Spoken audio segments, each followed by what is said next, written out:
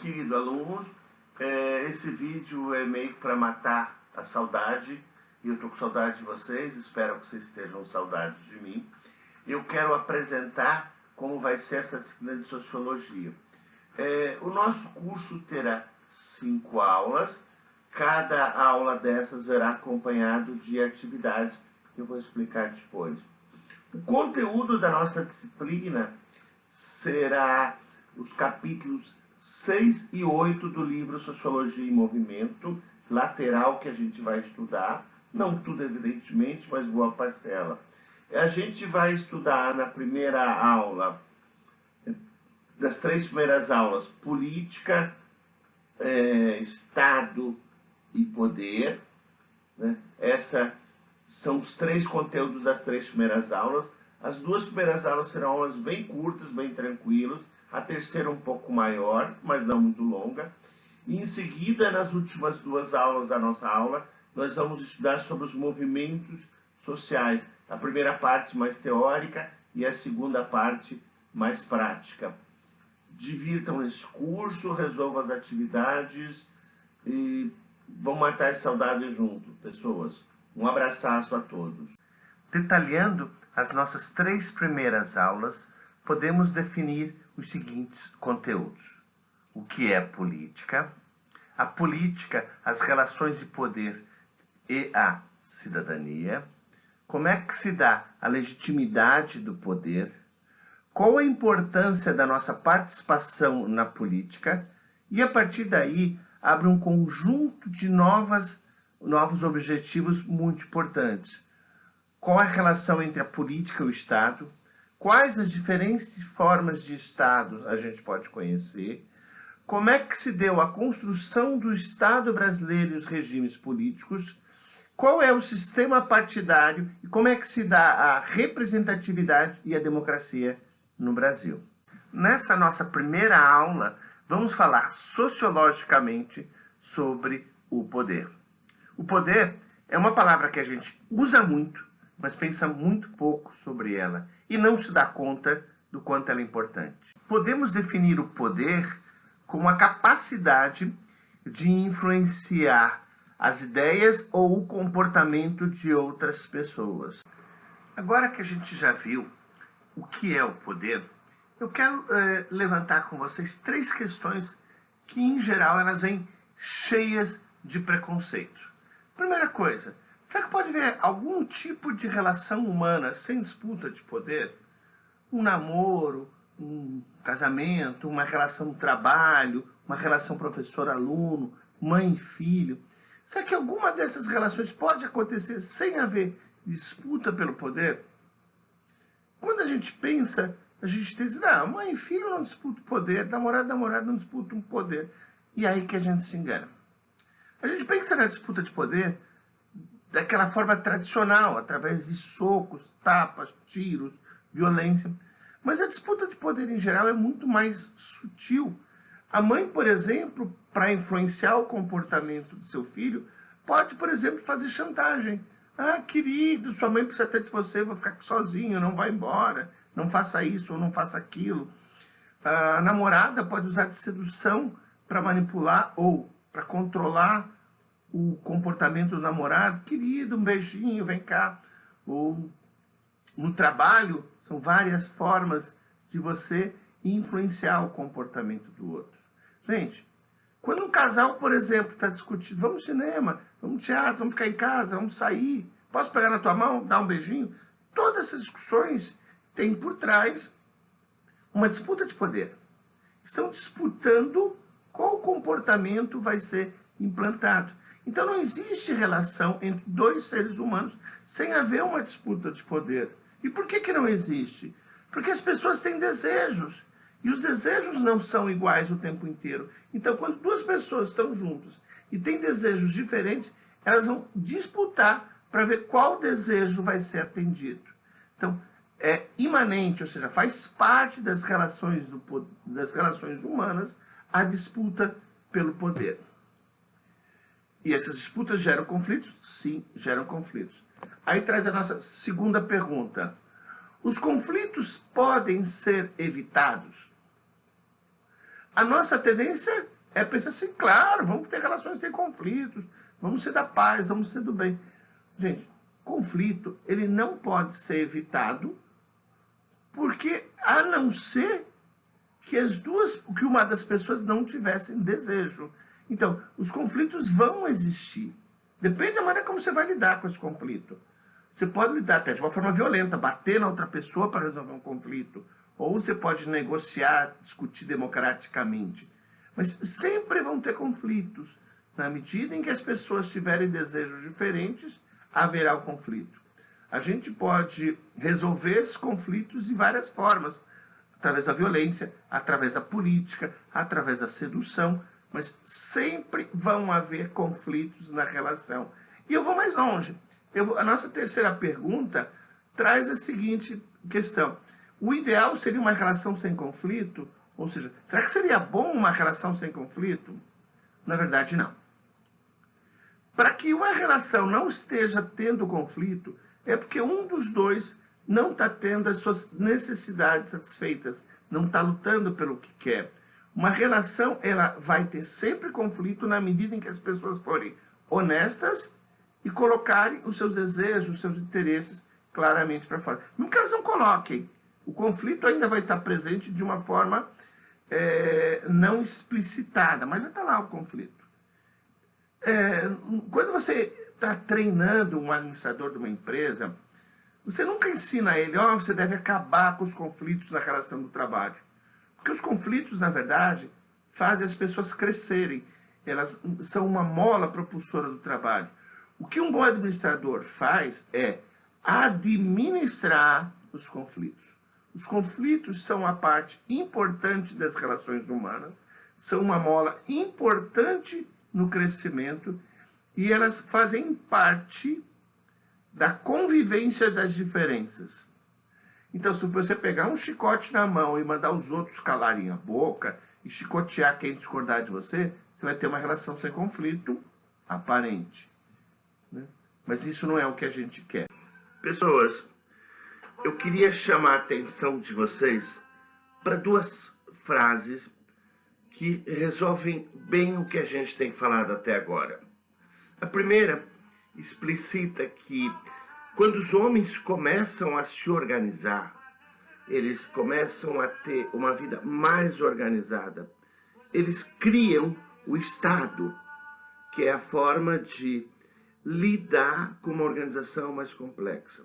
A partir daí, surge a política, que é a forma como as pessoas administram os seus conflitos. Isso é política.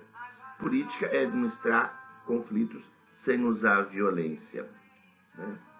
E a partir desse modelo de um Estado com política, as pessoas lutam para obter o poder, para assim poder colocar em prática as coisas que elas gostam, aquilo que elas acreditam que é melhor para elas. Dito isso, um cafezinho que ninguém é de ferro, né? Eu acho que a gente já pode fechar uma definição mais elaborada que o Max Weber fez sobre o poder. Ele define o poder como a possibilidade de impor a nossa vontade numa relação social. Aí eu tenho poder. E assim, continua Max Weber, todas as relações que estabelecemos com os demais indivíduos, grupos ou instituições são relações de poder, sejam elas explícitas ou não, sejam que a gente assuma que está tendo uma relação, uma disputa de poder, ou que a gente não assuma, faça isso meio na surdina. De um modo geral, existem três coisas que dão base, sustentação a todas as formas de exercício de poder. O poder econômico, o poder ideológico e o poder que vem da política. Então existem três formas de exercício de poder. O poder econômico é quando você usa o dinheiro, terras, indústria, o comércio, serviços ou qualquer outro de bem para influenciar o comportamento de outras pessoas. Você parte da posse do dinheiro e influencia outras pessoas. O poder ideológico, ele é mais sutil, ele é meio escondido. É quando você usa ideias e o teu poder de gerar e difundir ideias para influenciar no comportamento de outras pessoas. Então, através dos meios de comunicação de massa, por exemplo, você pode modificar a forma como as pessoas veem o mundo e, a partir daí, modificar o comportamento delas. Isso acontece através do marketing, da comunicação em geral, da educação, da religião. Você espalha informações, essas informações criam ideias, concepções, visões de mundo, e essas concepções de mundo são usadas pelas pessoas para tomarem as suas decisões. Então, quem consegue influenciar essas ideias, quem tem o poder ideológico, consegue influenciar o comportamento das pessoas. E a terceira forma do exercício de poder é o poder político. Esse poder, ele vem a partir do momento em que a gente outorga a outra pessoa esse poder, seja através de uma eleição, seja a partir do momento em que a gente constitui um poder legítimo, e aí a gente segue as vontades dessa pessoa, porque a gente concorda que ela deve ser o líder. Então, o poder político, ele emana de uma consciência que as pessoas têm de que o Estado, por exemplo, pode exercer esse poder em nome de todas as pessoas. Aí a gente vai ter decisões sobre o salário mínimo, por exemplo, qual vai ser seu valor, algumas decisões sobre a própria ação da polícia, quando tem um caráter político por trás que define as leis e toda a legislação. Então, nós temos basicamente essas três formas que justificam todas as ações de poder que a gente acaba vendo no dia a dia. Até aqui, a gente pensou no poder do ponto de vista daquela pessoa que exerce o poder. Agora, a gente vai olhar para esse mesmo poder dentro de um outro ponto de vista, do ponto de vista daquela pessoa que é obrigada a se submeter ao poder. Para isso, a gente vai, nesse finalzinho desta aula, distinguir o que é o poder legítimo do poder ilegítimo e as diferenças entre o poder tradicional, o poder racional e o poder carismático. Para fazer isso, eu vou pegar imagens que a gente está vendo aqui de um filme que conta a história do meu super-herói. Esse aí, ó. Esse cara é o meu super-herói, Mahatma Gandhi. Ele lutou contra o Império Britânico e conquistou a independência da Índia e do Paquistão. Esse cara é meu herói principalmente porque ele era um pacifista totalmente contra a violência. Mahatma Gandhi tem uma frase que eu admiro muito e eu acho que expressa muito o pensamento dele. Ele dizia que existiam causas pelas quais ele até estava disposto a morrer, mas nada ele estaria disposto a matar por ideia nenhuma. Ou seja, nada o levaria a fazer mal a alguém. Ele usava como instrumento a desobediência civil, ou seja, não obedecer às ordens. Ele usou greve de fome, mas jamais, apesar de ser agredido várias vezes, aceitou isso. É um grande herói que vale a pena a gente conhecer. Para entender a diferença entre o poder legítimo e o poder ilegítimo, é preciso entender que quem legitima um poder é aquela pessoa que aceita ou não.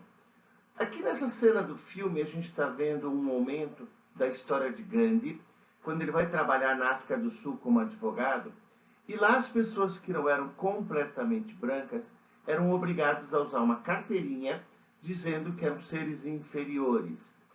No entanto, Gandhi não aceitou esse poder, ele não legitimou esse poder. Ele foi para a praça pública, marcou um comício, chamou a imprensa e disse que ele ia queimar a carteira porque ele não aceita esse poder, ele não legitima esse poder desse modo. Para que esse poder seja implantado, é preciso usar a força, né? O que torna o poder ilegítimo. Então, quando a gente aceita um poder, a gente está legitimando. Se a gente não aceita esse poder, ele vai precisar usar a força para ser imposto para a gente. Nós legitimamos ou não um poder. Seguindo ainda nesse filme, né, a gente vai ter o exemplo agora de um poder legítimo. Ele é legitimado porque as pessoas aceitam, e ele é legitimado baseado na tradição, nos costumes. Então, você pode aceitar um poder porque sempre foi assim. A gente vê aqui os filhos do Gandhi entrando para cumprimentá-lo, para abraçá-lo, depois dele ter apanhado na rua, e a gente vê como eles o cumprimentam. Esse tipo de cumprimento faz parte da tradição desse povo nessa época. Então, eles aceitam essa autoridade paterna baseado nas tradições, nos costumes dele. Nas cenas anteriores, a gente viu o filho do Mahatma Gandhi se ajoelhando aos seus pés, numa forma de submeter ao poder do pai, baseado na tradição. É um costume da cultura deles. Os indianos agem dessa forma. Então, os filhos simplesmente obedecem aquele costume baseado no poder tradicional. Aqui a gente vai ver uma nova forma de exercício de poder, no qual as pessoas não estão seguindo, no caso, o Gandhi aí, baseado na tradição. Até porque ele está fazendo uma coisa que nunca foi feito antes. Na Índia, os ingleses proibiam os indianos de colher o sal do mar. Quem quisesse sal tinha que comprar do Império Britânico, mesmo tendo sal nas praias. E o Gandhi, mais uma vez, não se submete às leis inglesas. Ele rompe com a tradição e diz: dia tal, eu vou no mar e vou colher o sal. De novo, não legitimando o poder inglês. E essas pessoas estão seguindo ele, não porque é tradição, isso nunca aconteceu antes. Elas estão seguindo porque vem nele, no Mahatma Gandhi, um líder que tem características que merecem ser seguidos. Alguém cujo exemplo, cujo comportamento, transforma num líder que a gente chama de carismático. Então, as pessoas o seguem pelo carisma, pelas qualidades, por acreditar nas suas ideias, por acreditar no que ele faz. Então, se antes a gente tinha um comportamento que submete ao poder baseado na tradição, os filhos do Gandhi, aí a gente tem esse povo seguindo o Gandhi, não porque é tradicional, mas porque vem nele, nas coisas que ele coloca para a gente, um poder carismático. Nesse outro momento do filme sobre Mahatma Gandhi, a gente vê ele exercendo uma outra forma de poder. Ela não é tradicional, nem é um poder carismático, mas é um poder que advém da argumentação racional. Então, você, quando consegue convencer a pessoa de que o teu argumento é válido, a pessoa segue aquela orientação, ou seja, submete ao seu poder, legitima o seu poder racionalmente. Então, como a gente viu até agora, tem 3 formas a partir da qual as pessoas submetem-se ao poder de outra pessoa. Pela tradição, faço isso porque meu pai mandou e sempre foi assim, eu sempre vou fazer. Sigo alguém porque ela tem um carisma. Por exemplo, um grande pianista me diz: Álvaro, toca assim, toca assim. Puxa, esse cara, ele é um grande pianista, ele sabe o que ele está falando, ele tem carisma para mim, eu vou segui-lo. E uma terceira forma de seguir o poder, a gente está vendo aqui, o debate racional. Então, alguém te dá uma ordem, se você escolhe seguir essa ordem, porque você pensa e chega a essa conclusão. Um exemplo bem atual: quando eu boto uma máscara para sair à rua, eu me submeto ao poder dos agentes de saúde, porque eu acredito que a melhor forma de nós nos defendermos é usando a máscara. Então, o poder é legitimado por mim porque eu concordo racionalmente com o exercício desse poder. E aí a gente tem o exercício de um poder legítimo, porque eu aceito, e racional, porque eu aceito baseado nos meus raciocínios. Além de admirar muito Mahatma Gandhi, eu escolhi esse filme para exemplificar as relações de poder, porque ele passa uma mensagem muito interessante para todos nós. Ele mostra que se você não aceitar um poder, se você não legitimar um poder que você não concorda, esse poder não vai conseguir se instaurar. Essa cena do filme aqui, as pessoas estão seguindo a ideia do Gandhi, que a essa altura está preso, e estão indo colher sal. E eles não se submetem ao poder britânico, mesmo a partir do uso da força, eles continuam dizendo: você não tem autoridade para me impedir de colher sal, e eles vão colher sal mesmo assim. E com isso, apesar de toda a força do poder da Grã-Bretanha, ela acaba sucumbindo, porque ela não tem autoridade moral para proibir essas pessoas de agirem pacificamente. E no momento que a gente está vivendo, eu acho muito importante a gente pensar nisso. Se a gente não legitimar o poder que a gente não acredita, que a gente não concorda, a gente pode tirar esse poder e fazer mudanças no mundo.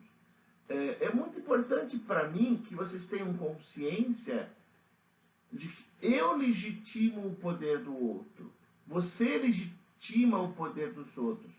Aí a gente está vendo uma luta extremada, na qual as pessoas se submetem, não reagem, mas acabam vencendo. A Inglaterra teve que desistir de impor sua vontade ao império, aos indianos, porque eles não conseguiam, os indianos não obedeciam, e não adiantava, eles não tinham nada que pudessem fazer para obrigar os indianos a obedecê-los. E aí a Índia e o Paquistão conquistaram a sua liberdade. Aqui nós encerramos essa nossa primeira aula. Um abraçaço para todos vocês. E de presente, eu deixo na próxima página 3 questões para vocês pensarem com calma depois da aula.